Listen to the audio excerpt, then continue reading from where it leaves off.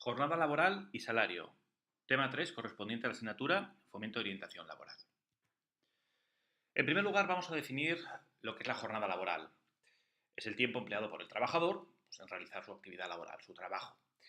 Normalmente se suele medir en cuanto a número de horas, tanto a la semana, mensuales o anuales.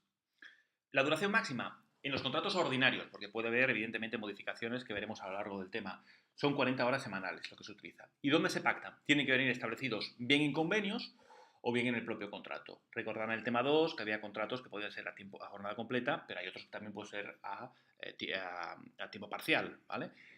Entonces, esos contratos se establecerán cuál es la jornada y cuáles son las horas que se trabajan, ¿vale?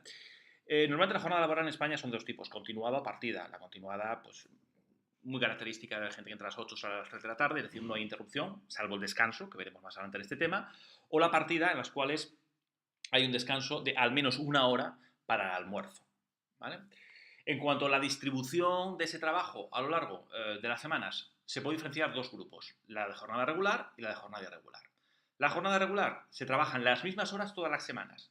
Eso no significa que pueda haber movimientos de horas dentro de los días de esa semana. Es decir, una semana se trabaja 40 horas, la siguiente semana se trabaja 40 horas, pero de una semana a otra, un lunes se puede trabajar 10 y el siguiente lunes trabajar 6.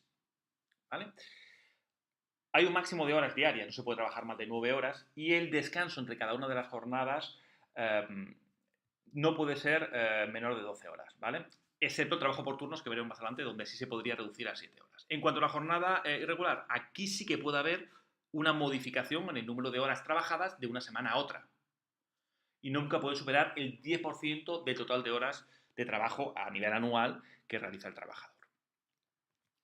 En cuanto a los horarios de trabajo, ya habíamos hablado, hay 4 categorías principales, que son el partido, que ya hemos hablado antes, en el cual hay un descanso de una hora mínima para el almuerzo, el continuo, en el cual trabaja de manera continuada, menos esos 15 minutos, que son un descanso, y después puede ser dos tipos, rígido y flexible. Rígido es cuando tienes una hora cerrada para la entrada y para la salida, tanto sea partido como continuo, o flexible, donde tienes una horquilla para la hora de entrada que se tiene que corresponder por el número de horas trabajadas con la hora de salida.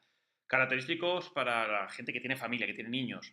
Puede haber una entrada que sea de 8 a 9, después por la tarde puede salir pues, de 3 a 4. Si entra a las 9, sales a las 4, si se entra a las 8, sales a las 3. Suelen establecerse en los convenios, ¿vale? Hay otras dos figuras importantes para ver el horario de los trabajadores, que es el trabajo a turnos, el trabajo a turnos y el trabajo nocturno. El trabajo a turnos y el trabajo nocturno es muy característico sobre todo de la industria, ¿vale? El trabajo a turnos no se puede trabajar más de 2 semanas seguidas en el mismo turno de noche, ¿vale? Que ya lo veremos antes, ¿vale? A no ser que evidentemente hay una petición por parte propia del trabajador. Y siempre tienen, a la hora de pedir turnos y de solicitar turnos, tienen prioridad, ¿vale? En esa solicitud, aquellas personas que están obteniendo un título académico profesional de carácter oficial, ¿vale? El trabajo nocturno se lleva a cabo de 10 de la noche a 6 de la mañana. Y si de tu jornada de trabajo has realizado al menos 3 horas dentro de ese periodo, que va de 10 a 6 de la mañana, también se consideraría como trabajo nocturno. El trabajo nocturno tiene una serie de limitaciones, porque se ha demostrado evidentemente que tiene implicaciones a largo plazo en la psicología y en la salud del trabajador, ¿vale? Por lo tanto, tiene esas limitaciones, no se puede hacer durante tiempos muy prolongados.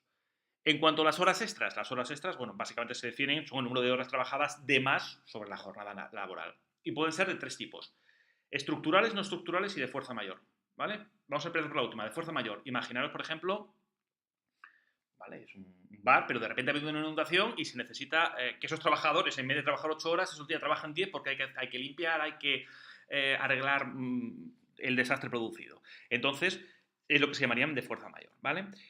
Son de carácter obligatorio para el empleado, se puede obligar a que las haga, se pagan en dinero o en vacaciones y no pueden sumar más de 80 horas extras máximas al año. Las estructurales o no estructurales, las estructurales están acordadas en contrato, ¿vale? Por lo tanto, son obligatorias y la empresa recurre a las mismas, bueno, en momentos puntuales de demanda. Son pagadas o bien de manera económica, es decir, con dinero o con descansos a disfrutar en los 4 meses siguientes y, al igual que las de fuerza mayor, no pueden realizarse en más de 80 al año. Las no estructurales son iguales a las estructurales, pero se diferencian. En este caso, la única diferencia es que deben de ser voluntarias, es decir, no vienen establecidas en el contrato y por lo tanto son obligatorios para el trabajador. No, son, en este caso, tienen el carácter son voluntarias por parte del trabajador, es decir, no está forzado a hacerlas. En cuanto al descanso, se puede diferenciar en 3 tipos de descanso: el anual, semanal y el que se produce durante la jornada de trabajo. El anual normalmente se identifica con las vacaciones. En España son 30 días naturales. Bueno, lo voy a explicar, aunque imagino mucha gente lo sabrá. Hay diferencias entre días naturales y días hábiles.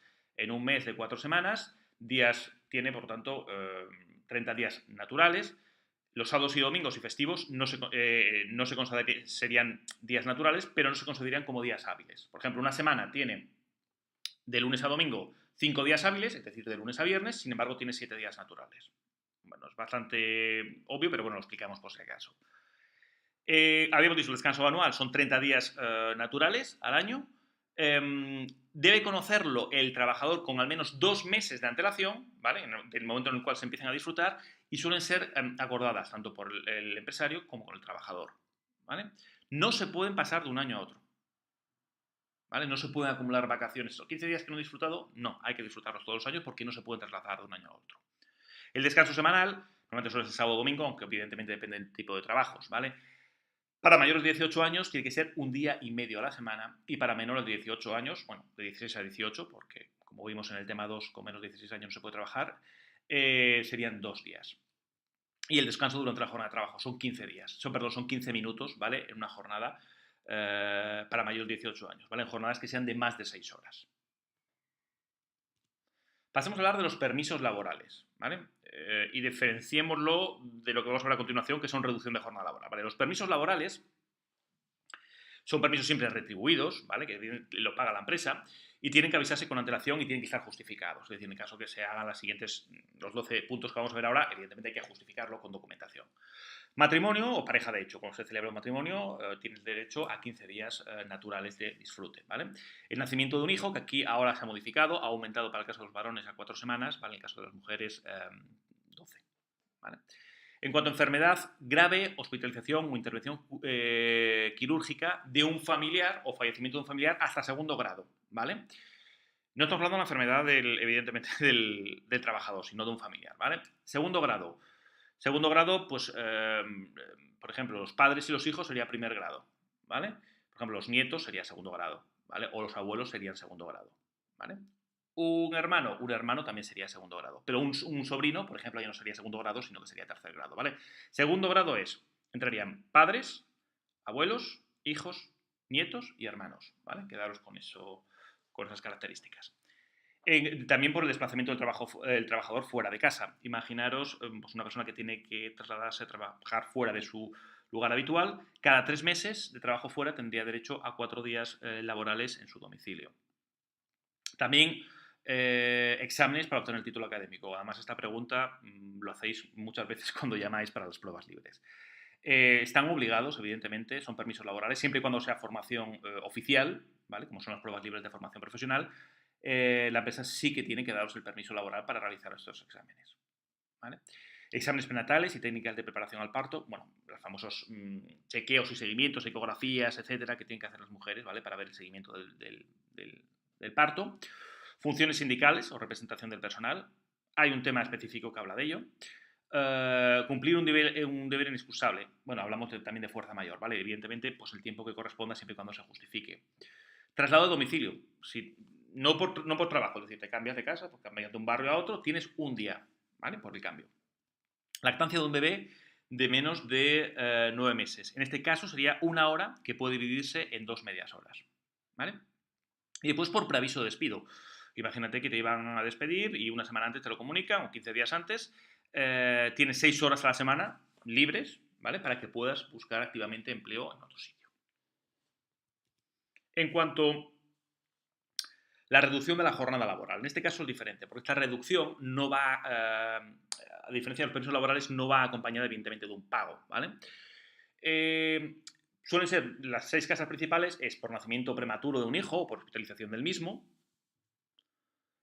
Puede ser 1 hora diaria o reducir la jornada un máximo de 2 horas, ¿vale? La guarda legal, esta es la más utilizada y además se utiliza bastante. Es hasta que tu hijo menor, es decir, tienes 2 hijos, el menor de ellos cumpla los 8 años, ¿vale? Y puede reducir la jornada entre una horquilla que va del 12,5% al 50%. Víctimas de violencia de género, también se puede aplicar una reducción de jornada. Cuidado de menores afectados por cáncer o enfermedad grave. Lactancia, en este caso lactancia para hijos siempre menores de 9 meses, se puede reducir la jornada mediante 1 hora diaria o ausentarse del trabajo durante 1 hora, que se puede distribuir a su vez en 2 fracciones de media hora. El permiso de lactancia se puede juntar, es decir, se pueden acumular todas las horas para disfrutarlas de manera continuada, ¿vale? De manera que se liberen 1, 2, 3, 4 días, lo que corresponda. Y por último, la reducción temporal de jornada de trabajo. Bueno, se puede reducir entre un 10 y un 70% siempre que haya una justificación por causas económicas, tecnológicas o de organización. Y nunca puede ser definitiva. En cuanto al calendario laboral, es bueno donde se establecen evidentemente los días festivos, no los de vacaciones, vamos, sino los días festivos para todo el mundo a nivel nacional. En España hay 14, el calendario laboral máximo son 14 días laborales al año, de los cuales 2 corresponden evidentemente son locales, es decir, pues la fiesta a lo mejor de Toledo o la fiesta de Sevilla, 2 días en la fiesta de Sevilla, más otros 2 días que establezca la Junta de Andalucía para toda Andalucía y el resto ya son a nivel nacional. Son días evidentemente retribuidos, ¿vale? Que no pueden recuperarse. ¿Sí? Y el gobierno puede también trasladar a los lunes todas las fiestas nacionales que tengan lugar entre semana.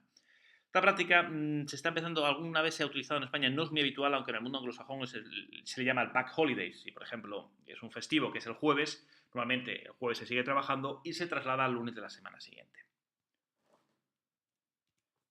En cuanto a las vacaciones, ya habíamos hablado un poco antes, cuando hablar de los descansos anuales, se deben de conocer con un mínimo de 2 meses antes de producirse, son pactadas entre el trabajador y el empresario, no se pueden pasar de un año para otro y de una duración mínima de esos 30 días naturales al año. Hablamos mínima, convenios pueden ampliar, es decir, puede haber bajo convenio o propio convenio de empresa o sectorial, en los cuales en vez de ser 30 días naturales, pues que lo aumenten a 35, etcétera. En cuanto a la retribución salarial, es decir, cómo se pagan los salarios, puede ser de 2 maneras.